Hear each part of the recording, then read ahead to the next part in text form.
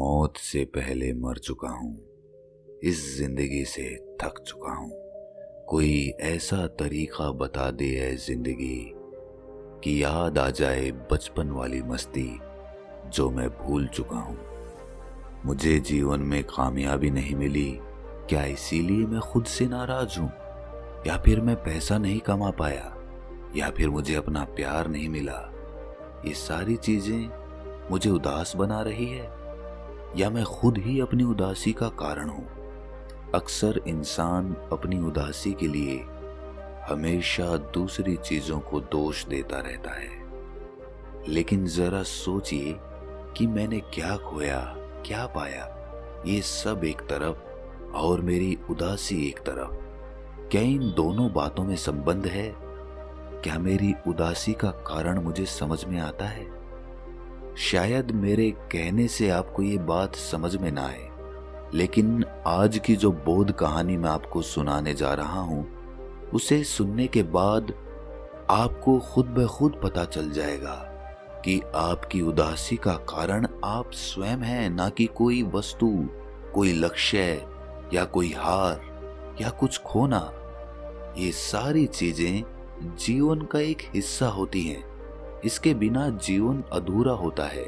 लेकिन हम अपनी अज्ञानतावश अक्सर अपनी उदासी का कारण इन्हीं चीजों को मान लेते हैं और हमेशा उदास रहने लगते हैं।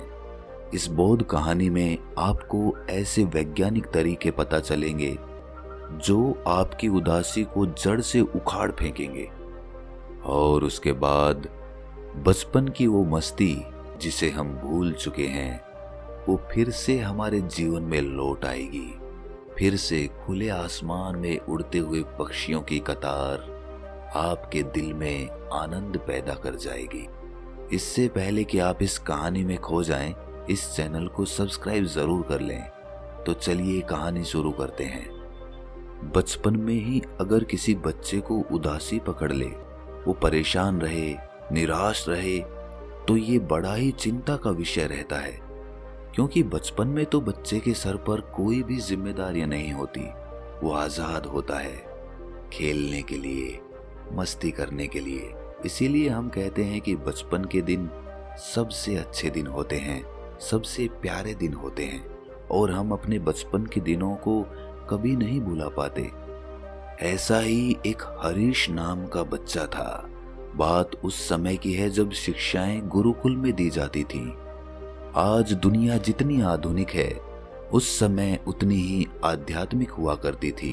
ज्ञान के तरीके भी वही हुआ करते थे जो जीवन को एक नया रूप दे, जीवन में एक नई मस्ती पैदा करे।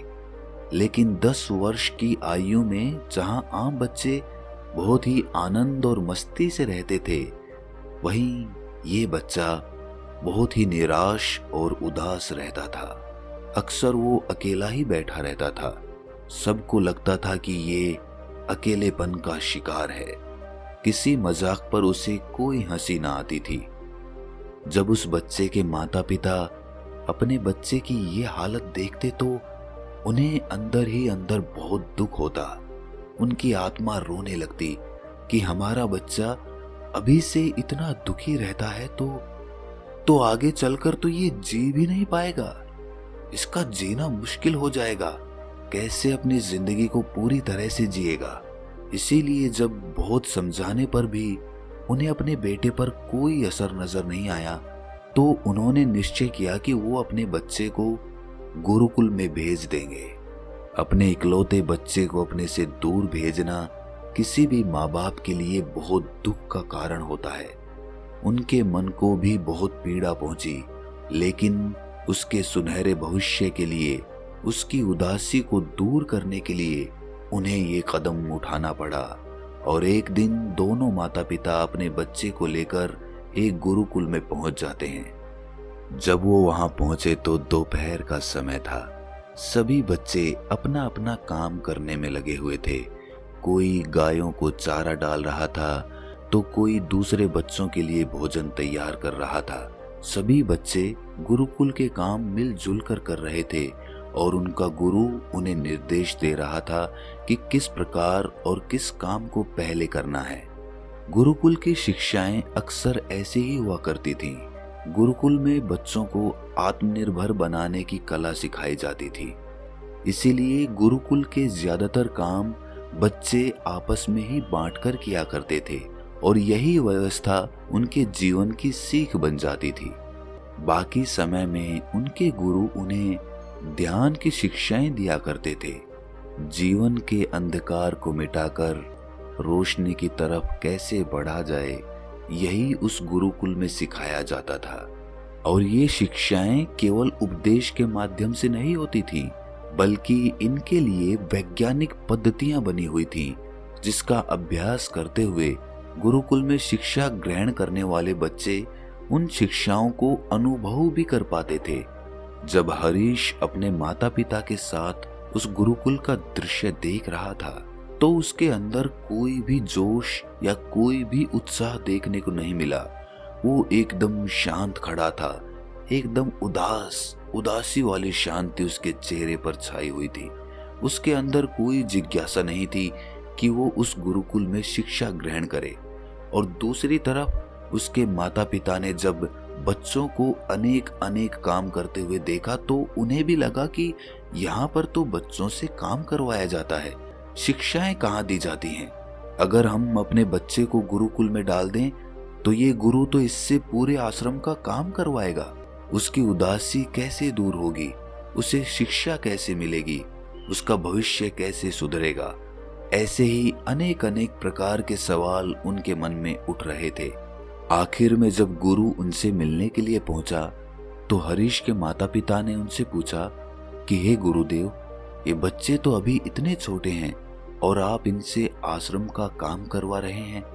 आपको इन्हें शिक्षाएं देनी चाहिए, इनको पढ़ाना चाहिए, लेकिन आप तो इन्हें दूसरे कामों में लगा दे रहे हैं। इससे इन्हें शिक्षाएं कैसे मिलेंगी? ये सुनकर उस गुरु ने मुस्कुराते हुए कहा कि यही तो इंसान गलती करता है। वो केवल पढ़ना चाहता है, वो केवल शिक्षाएं ग्रहण करना चाहता है, वो केवल किताबी ज्ञान चाहता है, लेकिन उस किताबी ज्ञान को संसार में कैसे उपयोग करना है, ये उन्हें कोई नहीं बताता। इसी वजह से संसार में अधिकतर लोग धन तो कमा लेते हैं, लेकिन जीवन जीने की कला नहीं सीख पाते। जीवन जीने का तरीका उन्हें सिखाया ही नहीं गया, तो भला उन्हें कैसे पता होगा कि जो धन उन्होंने कमाया है उससे अपने जीवन को बेहतर कैसे बनाया जाए। इसके बाद गुरु ने कहा कि यहाँ जो शिक्षाएं मैं अपने बच्चों को देता हूँ, वो शिक्षाएं केवल काम के प्रति नहीं होती हैं। मैं सिर्फ उनसे काम नहीं करवाता, बल्कि मैंने उनके लिए अलग अलग चरण बना रखे हैं। प्रथम चरण में मैं उन्हें किताबी ज्ञान देता हूँ और उसके बाद उसी ज्ञान का उसकी दैनिक दिनचर्या में उपयोग भी कराता हूँ, ताकि वो ज्ञान सिर्फ किताबी ज्ञान न रह जाए, बल्कि वो अनुभव के तौर पर उसके अंदर उतर जाए। यही मेरा शिक्षा देने का तरीका है और इसी तरह मैं अपने बच्चों को अपना ज्ञान बेहतर तरीके से दे पाता हूँ। जब उस गुरु ने हरीश के चेहरे की तरफ देखा, तो उन्होंने पाया कि वो अपने ख्यालों में डूबा हुआ है और उसका ध्यान उनकी बातचीत पर बिल्कुल भी नहीं था। ये देखकर गुरु तुरंत ही समझ गए कि ये बच्चा अपनी ही दुनिया में खोया रहता है। उसकी समस्या समझते हुए गुरु ने उसके माता पिता से कहा कि आपका बेटा अपनी ही दुनिया में खोया रहता है। अक्सर ये उदास रहता होगा, दुनिया से कटा कटा रहता होगा, दूसरे बच्चों से इसकी दोस्ती नहीं होगी, ये अकेलेपन में ही रहना पसंद करता होगा। ये जो भी बातें गुरु ने बताई थी, ये एकदम सत्य थी। इसीलिए हरीश के माता पिता को लगा कि अगर इन्हें हमारे बेटे की समस्या पता है, तो हो सकता है वो हमारे बेटे का जीवन भी बदल दे। और इसी वजह से वो अपने बेटे को गुरुकुल में रखने के लिए तैयार हो जाते हैं। लेकिन जाने से पहले वो उस गुरु से एक सवाल पूछते हैं। वो कहते हैं कि हे गुरुवर, जो आप इन्हें किताबी ज्ञान देते हैं, जो शिक्षाएं देते हैं, वो क्या होती हैं? वो किस विषय पर निर्भर होती हैं? आप ये बताने की कृपा करेंगे? मुस्कुराते हुए इसका जवाब देते हुए गुरु ने कहा कि मैं अपनी अधिकतर शिक्षाएं इंसानी मन और इंसानी मस्तिष्क से ही संबंधित रखता हूँ, क्योंकि सभी समस्याएं और सभी समाधान इन्हीं से उत्पन्न होते हैं। इसीलिए अगर बाहर की दुनिया को सुधारना है तो सबसे पहले हमें हमारे भीतर की दुनिया को बदलना होगा। सबसे पहला चरण जो मैं अपने बच्चों को सिखाता हूँ वो होता है कि अपनी ख्याली दुनिया से कैसे बाहर आया जाए। अक्सर लोग अपनी ख्याली दुनिया में ही जीते रहते हैं। उनके विचार नाना प्रकार के विषयों में भटकते रहते हैं। इसीलिए सबसे पहले उनके मन को ख्यालों से खींचकर वर्तमान में लेकर आना है, यहाँ पर उपस्थित करना है। और एक बार जब आपका मन उपस्थित होना सीख जाता है तो उसको कुछ भी सिखाना कठिन नहीं रह जाता। अब आप इस मन में कोई भी चीज, कोई भी बात, कोई भी ज्ञान बड़ी आसानी से डाल सकते हैं। इसके लिए मैं अपने सभी बच्चों को, जो पुराने हैं उन्हें भी और जो नए आते हैं उन्हें भी, हर बार एक ही उपदेश देता हूँ। वो उपदेश मैं आपको बताता हूँ। इसके बाद गुरु ने कहना शुरू किया कि अक्सर इंसान का ख्यालों में जाने का एक ही कारण होता है और एक ही कारण उसकी उदासी का होता है, उसकी निराशा का होता है। वो कारण क्या है? मैं ये नहीं कहूँगा कि इसका कारण आपके विचार हैं या आपका मन है। वो तो आपके काबू में है ही नहीं, उस पर तो आपका कोई वश ही नहीं है। क्या आप अपने आने वाले विचारों को रोक सकते हैं? क्या आप उन्हें बदल सकते हैं? आप उसे हरगिज नहीं बदल सकते। आप कितनी भी कोशिश कर लें, आप ऊपर से कितनी भी कोशिश कर लें, लेकिन आप अपने मन को नहीं बदल पाएंगे जब तक कि आप अपने मन को बदलने का विज्ञान नहीं सीख लेते। जब भी कोई बच्चा या कोई बड़ा कोई खेल खेलता है, अपना पसीना बहाता है, तो उसके सारे ख्याल मिट जाते हैं, सारे विचार शून्य हो जाते हैं और उसके अंदर एक आनंद की लहर दौड़ जाती है।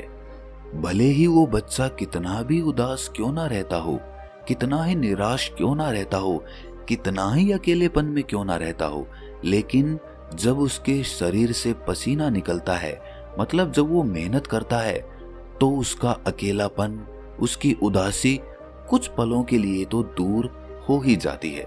ये तो हम सभी महसूस कर पाते हैं। लेकिन ऐसा होता कैसे है? इसके पीछे विज्ञान क्या है? जब भी कोई आदमी मेहनत करता है, पसीना बहाता है, तो उसकी सांसें तेज तेज चलने लगती हैं। मतलब उसकी सांसें जल्दी जल्दी बाहर और अंदर आने जाने लगती है। जब सांस अंदर जाती है तो हम कहते हैं कि ऑक्सीजन अंदर जा रही है, और जब सांस बाहर आती है तो हम कहेंगे कि कार्बन डाइऑक्साइड बाहर आती है। अब जब मेहनत करने वाले इंसान की सांसें तेजी से चलने लगती है तो साधारण रूप से ज्यादा ऑक्सीजन उसके अंदर जाती है और ज्यादा कार्बन डाइऑक्साइड बाहर आती है। इसीलिए जब हमारे खून में ऑक्सीजन की मात्रा या कहें कि शुद्ध हवा का स्तर हमारे खून में बढ़ने लगता है, तो हमारे खून में बढ़ने लगता है तो हमें आनंद की प्राप्ति होती है। हम ख्यालों से लौटकर वर्तमान में वापस आने लगते हैं। इसके साथ दूसरी प्रक्रिया भी हो रही है, मतलब गंदी हवा या कहें कि कार्बन डाइऑक्साइड हमारे खून से बाहर जा रही है और शुद्ध हवा हमारे अंदर जा रही है। और जितनी ज्यादा मात्रा में शुद्ध हवा हमारे फेफड़ों में भरेगी, हमारे खून में भरेगी, उतने ही आनंद को हमारा मस्तिष्क महसूस कर पाएगा। इसीलिए सबसे पहली और सबसे जरूरी सीढ़ी होती है कि अपने खून के अंदर, अपने फेफड़ों के अंदर शुद्ध हवा ज्यादा से ज्यादा भरनी और गंदी हवा ज्यादा से ज्यादा बाहर निकालनी। और इसके लिए मैं अपने शिष्यों को कोई खेल नहीं खिलाता, उन्हें भगाता दौड़ाता नहीं हूँ। उन्हें बैठाकर प्रतिदिन रोज सुबह 2 घंटे उस प्रकार के योग अभ्यास कराता हूँ जो सांसों से जुड़े होते हैं। इसीलिए जब कोई भी इंसान नित्य रूप से अपने शरीर के अंदर ऑक्सीजन की मात्रा बढ़ाने का प्रयास करता रहता है, ये प्रयास योग अभ्यास से भी हो सकते हैं या फिर ये किसी खेल के माध्यम से भी हो सकते हैं या नाच गाने से भी हो सकते हैं, तो वो इंसान आनंद की तरफ अपना पहला कदम बढ़ाता है और यही कदम उसकी ध्यान की सबसे पहली सीढ़ी बनता है। ये उपदेश खत्म करने के बाद गुरु ने हरीश के माता पिता से कहा कि आप हरीश को 3 महीने के लिए मेरे पास यहीं गुरुकुल में छोड़ दें और 3 महीने बाद आप खुद अपने बेटे में बदलाव महसूस कर पाएंगे। ये सुनकर हरीश के माता पिता उस गुरु को प्रणाम करके और हरीश को उनके पास छोड़कर वापस चले जाते हैं। जब वो 3 महीने बाद वापस वहां पर आते हैं तो उनकी आंखें खुली की खुली रह जाती हैं। वो हरीश जो हमेशा उदासी में रहता था, हमेशा अकेलेपन में रहता था, कभी कोई काम नहीं करता था, आज वो एक गाय को नहलाने में लगा हुआ था और वो भी अपने मित्रों के साथ हंस हंस कर बातें भी कर रहा था। ये दृश्य देखकर हरीश के माता पिता के मन में बहुत संतोष पहुंचा, उन्हें बहुत खुशी मिली और उन्होंने गुरु को प्रणाम करते हुए कहा कि हे गुरुदेव, ये वैज्ञानिक प्रणाली जो आपने बताई है, ये समस्त मानव जाति का जीवन परिवर्तित कर सकती है। ये विधि केवल बच्चों के लिए नहीं है, अपितु समस्त मानव जाति के लिए है। इन 3 महीनों में हमने भी आपके बताए अनुसार इन विधियों का पालन किया और हमारे अंदर भी हमने एक अभूतपूर्व बदलाव महसूस किया। हम धन्य हो गए आपसे ये ज्ञान लेकर। इसके बाद उन्होंने गुरु को प्रणाम किया और अपने बेटे को लेकर अपने घर की तरफ रवाना हो गए और पीछे से गुरु अपने शिष्य को जाते हुए देखता रहा। तो दोस्तों, कैसी लगी ये कहानी आपको कमेंट सेक्शन में ज़रूर बताना और अच्छी लगी तो इस चैनल को सब्सक्राइब ज़रूर कर लेना। तो मिलते हैं किसी अगली कहानी में, तब तक के लिए अपना ख्याल रखें।